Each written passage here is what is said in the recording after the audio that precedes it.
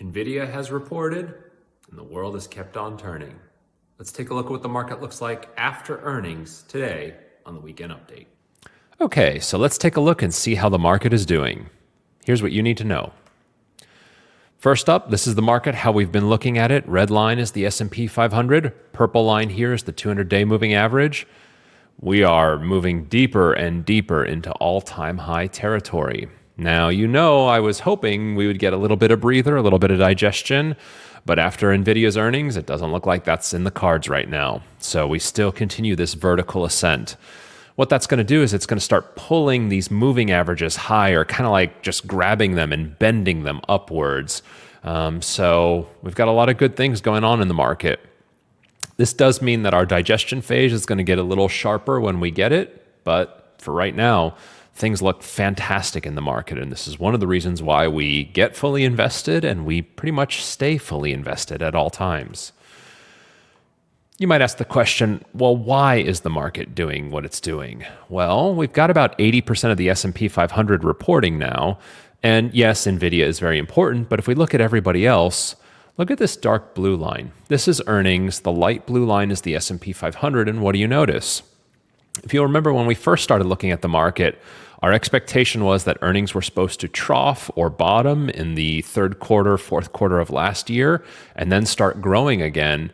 And we've seen exactly that. Remember that stocks price where they do as a function of earnings.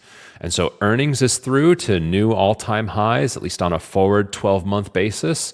And that should preclude stock markets at all-time highs. So the earnings are confirming this rally. Now, earnings are good, but remember, the bottom line, you can sort of manipulate the bottom line a little bit through accounting tricks. What about revenue?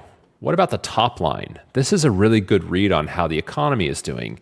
So here's the fourth quarter of 2023, the earnings that were just reported, and here's year-over-year top line. And what do you notice? Well, the S&P 500 is growing at 4% top line. That's really good. Now, maybe 2 or 3% of that is inflation, but top line growth is good. It's hard to get a contraction. It's hard to get a recession when we're still growing revenue, when more money is still coming in the door than what came in 12 months ago. You can make things work if you're growing your top line. And the only sectors of the economy, the only segments that have top line declines are the ones that we want to see. Utilities, materials, energy, the costs, the expenses to live your life, the expenses to run a business. These are the things that are contracting. It looks very strong right now from a revenue perspective. This has me thinking, yeah, there's some economic strength here, at least as of the fourth quarter of 2023. So what happened with our prediction? What happened with our seasonality?